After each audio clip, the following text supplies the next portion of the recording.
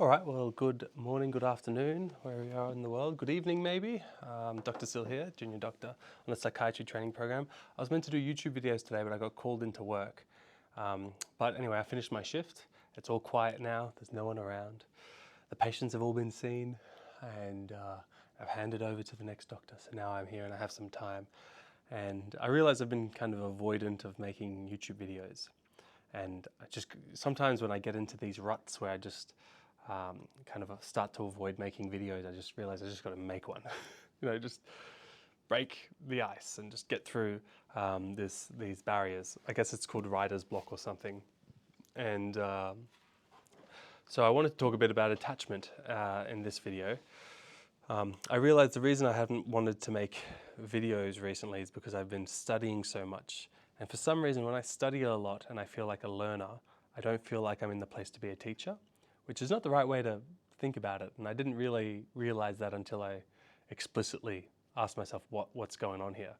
And so it's kind of like a false, like it's not mutually exclusive. You can be a learner and a teacher at the same time. That's why I do YouTube, to teach what I'm learning about and to be taught by you guys in the comments section and that kind of thing. So I do find that all good teachers are lifelong learners.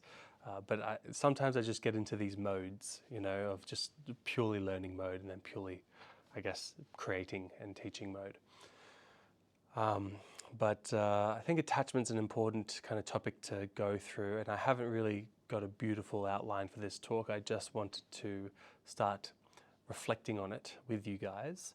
And I find this is more of a, although it's a monologue of me speaking, your comments really inform how I look into things and how I read about things. So please do keep the comments going. It's really helpful and insightful.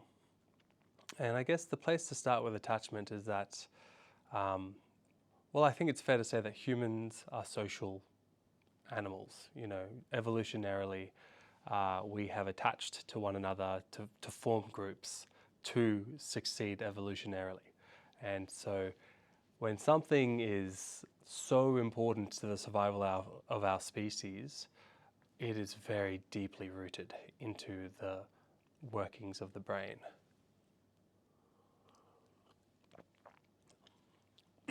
I think attachment is really the connection between two people.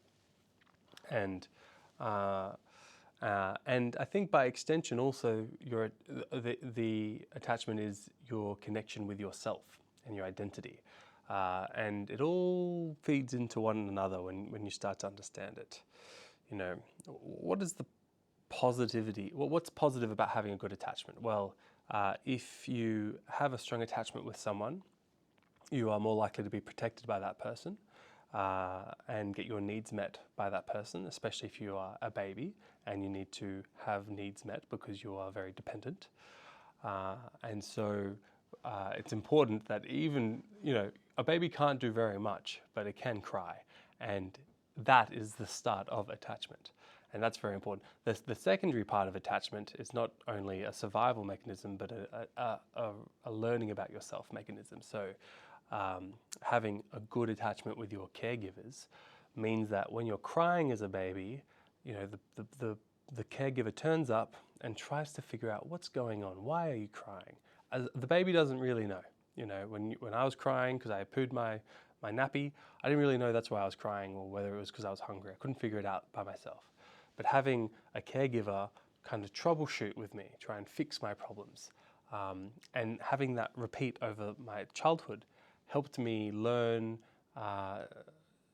what emotions I was feeling, why I was feeling them, and helped me regulate my emotions as well. So when I'm a frustrated, kid having a tantrum because because my sisters stole my toy, I then have a model of someone who I'm attached to, showing me to be calm and generous and less selfish and etc. So having healthy attachment with caregivers is so important. It wasn't until about a century ago that we realized all this, by the way. And that's where kind of I guess you have to talk about John Bowlby and Mary Ainsworth those psychologists were very influential. So I think Bowlby, like he was a psychoanalyst with the Freudian school, but kind of detached himself. If you think about psychoanalysis and the Freudian, Freud's psychotherapies, it's all about unconscious drives and internal conflicts and defense mechanisms to manage all that. It's very little about your relationship with others, or the relationship with others often represents some internal unconscious issue. So Bowlby kind of was like, well, I think these relationships are very important. Let's look at this. Let's talk about this. And so he did. And he kind of realized with Mary Ainsworth and her studies with the strange experiments that there are different styles of attaching. So it's, don't quote me on the numbers, it's something like 60%, 70%, 60 to 70% of people have a secure attachment. And then 20%-ish have a kind of anxious attachment, 15% have a avoidant attachment. I might have gotten those reversed, but anyway, like 20% anxious, 20%-ish avoidant, and then a small percentage have a disorganized attachment. So let's talk about the different styles, because it's important to know what your attachment style is, right? That it influences how you interact with literally everyone and yourself. Cool, so buckle up. And it probably is best to do this with a therapist. But it can still be helpful to do it like this as well. So the secure attachment style, well, that's most people. If you think of a kind of, what's a nice way to think about it? If you think about a bit of a diagram where, let's talk about the strange experiment. That's the best way to show it. So if you have your mother who's cuddling you and you get put into a room with a stranger, if your mum is there and the mum has a good relationship with the stranger in this strange situation, as a child, you will be able to go and play with some toys in that room. So what's happening there is you're with your mum, there's a stranger in the room, it's a little bit stressful, but your mum is there, you feel secure, you go play with the toys. All right? Cool. That means you have a good connection with your mother, and so you feel brave enough to go explore. And so a very key theme in all of attachment is having a secure caregiver gives you the confidence to explore further. All right? But if the mother leaves the room while you're playing with the toys, you're going to get stressed, especially as a baby. These are toddlers, maybe 3 or 4 years old. Maybe 2 or 3 years old. And so it's very stressful for a kid to be put through that. And so what are they going to do? They're going to cry. There's a stranger in the room, the mum has left, they're going to have a bad time. And then when the mother comes back, this is where you see the dynamics play. This kid has incurred a stress, the mother is back. What's happening there? Well, in the secure attachment style, they'll see the mother, they'll go back to the mother. By the way, I'm saying mother, it can be caregiver, it can be father as well. I'm just saying mother because that was the initial experiments. Anyway, you can see the mum. You see the mum come back in the room, and as the toddler, you run to mum, you get a big cuddle, and you become consoled and happy and return to baseline. All right, homeostasis achieved. So that's the kind of secure style where mum, when mum comes back, you feel secure again. And this comes up again later in life. You often hear in war movies or in tales of war how people scream for their mother. That's because they're getting extremely stressed and they want their safe attachment figure back. But eventually, it is possible to develop new attachments, of course. And so not only when there's horrible news, like if you're getting shot at in a war zone, but also when you get really good news. Who do you want to tell? Who's the first person you want to tell? Well, that's probably the person you have a secure attachment with or a primary attachment with. Now, then there's the other two kind of attachments, the avoidant and the anxious attachment. The anxious attachment is pretty common, and it's characterized by the child, when the mother comes back into the room, feeling very anxious and very difficult to console. They go back up onto the mum's lap, and it's very hard to console them. so that they're distressed for much longer, and then they find it very hard to then leave mum to go explore the toys again. That they almost can't do that because they're so anxious about the threats in the environment. And then the avoidant attachment, which is interesting, is that they don't have the same kind of panic explicit symptoms that you would see in the anxious or the secure. So instead of crying and wailing and rolling around, they look quite muted, and they look scared, these kids, but they're less explicit with it. They're implicit. The interesting thing is, if you take their heart rates or you monitor their sweating, they are still having anxious symptoms. So they're still getting very anxious, but they don't show it, and they don't react when mum comes back in the typical way. So they have an avoidant kind of reaction. And then the last group of people, the disorganized attachment styles, is kind of bizarre, unpredictable behaviors like headbanging, rolling around, quite dramatic stuff, and very hard to console as well. So it is ideal to be in a secure attachment. It is possible to work on your attachment issues in psychiatry and psychology, but knowing your attachment style will help in all avenues of life, especially in relationships. Because what can happen very commonly is that a avoidant person will team up with a anxious dependent person, and that can kind of breed into this which might be okay when things are going well, but when there is a situation that has a large stressor, so very commonly in grief, like someone dies, or take this example, Irvin Yalom was talking about a couple whose child died, and the mother was probably best described with an anxious attachment, and really wanted to grieve out loud and talk about it and process it out loud, whereas the husband was more avoidant, didn't want to talk about it, uses distraction, and wanted to minimize and move on. And so those are very different grieving styles that come from their attachment styles. And so it's very tricky to kind of grieve the death of a child together. I mean, it's tricky. It's a horrible thing to ever need to do, but when you know your grieving styles and your attachment styles, you can kind of understand why that didn't work. And unfortunately, their relationship didn't survive that stress.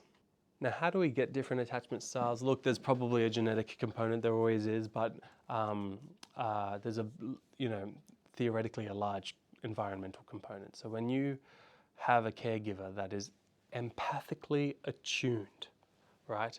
That when you are crying as a baby, they're trying to understand why you're crying, and through that process, you learn to understand why you're crying or why you're distressed, and all these micro interactions accumulate over time to help you understand why you feel the way you feel and how to react to the different situations in life. And also you're modeling your parents' reactions to environmental stresses. And so that all these things kind of accumulate to help you not only generate your attachment to others, but your understanding of yourself. Because you don't start with a sense of self. You start by just thinking. Some people theorize that you start as feeling like you're merged with your mother, and then you split at some point, and then you realize you're your own individual. And you should learn about Piaget's developmental steps and Erik Erikson's developmental stages. And I'll do videos about them in time, because that's really interesting stuff. But when you have a caregiver who can attune to what your needs are and try and understand your feelings and emotions, you see that and start to model your own emotions, to develop mindfulness. So what does that mean? It's, when you live your life, you kind of, I guess a way to think about it is you're in the inside looking out, but mindfulness is really seeing yourself from the outside in and seeing others from the inside out. Does that make sense? So I want to understand what my emotions are from the, I can easily understand my emotions from the inside out. You know, I feel them and I get angry and roar. But think about yourself from the outside in. Why, like, how do I look? Why am I behaving this way? What has influenced me to feel this way?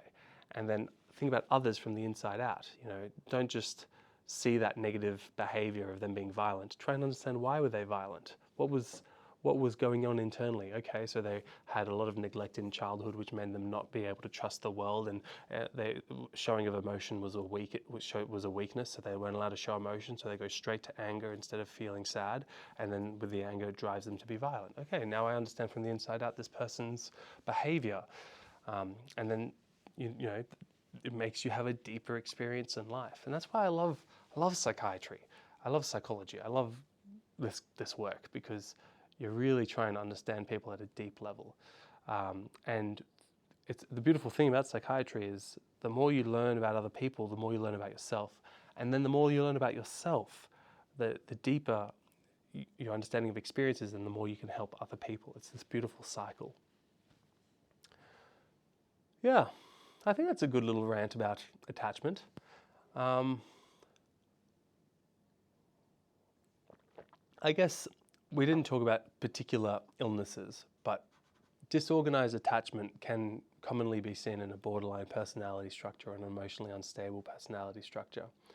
And that makes sense, right? You know, if you've had neglect or trauma as a child, and the person who gives you the care that you need to survive is also the person that is causing trauma, that creates a very insecure attachment. You know, you're at one point you need to depend on this person, and another point you need to be scared of this person.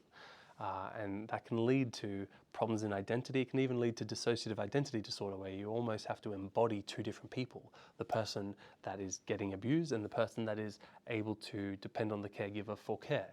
And it's so conflicting to have these two things in reality that they split into different identities.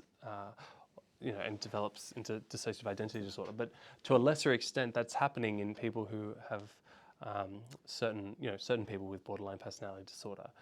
No two cases are the same, but you can imagine how hard it is to form a stable sense of self if you have unstable caregiving, because every single time you're abused or you undergo trauma, your narrative and your flow of yourself, of your story gets blocked, and then you have an anchor point that you can't grow past because of how destructive it is. You know, you can't trust the world if the world is treating you so poorly, and that's very hard in terms of developing an internal locus of control, because it's not the child's fault that all this terrible thing happened to them, but when you get to 18 or something, it becomes your responsibility to get better, right? It's your responsibility to go to therapy and to manage your internal emotions and your attachments and your distress tolerance, and it's your responsibility to get better. But in order to do that, you need to be able to take responsibility, which is very tricky when all these things that weren't your fault have happened to you. So it's very hard to shift the locus of control that someone has if they think that everything is everyone's fault, else's fault, because maybe at one point it was, right? Then you get to a point where you're like, well, the world ain't going to change, so it's time for you to change to best fit into this really tricky world. Easier said than done, guys. You know, I'm just saying what I see. So anyway, I'm keen to hear your reflections, everyone. Wish you all just beautiful days, full of love. Attachment, is a tricky thing. It would be interesting to read some of your comments about what kind of attachment styles you might have. And in terms of myself, I think I'm relatively secure. You know, like I'm able to maintain long-term relationships. I have a lot of friendships since I was 4 years old. I'm in a relationship that's been going for, I don't know, like almost 9 years. I should know that. Don't tell her that I've forgotten. I think it's 8.5 years, technically. And, you know, I'm very happy in my relationships. I have good relationships with my family members. So I'm able to modulate and navigate my attachments. So I think I'm secure, but I've never done any psychotherapy. I'm looking for a psychotherapist at the moment, actually. So maybe there's some unconscious stuff that I need to explore. but I will do that in time. Yeah, and report it here. All right, guys. Well, cheers to you, and I'll see you in the next video. Bye for now.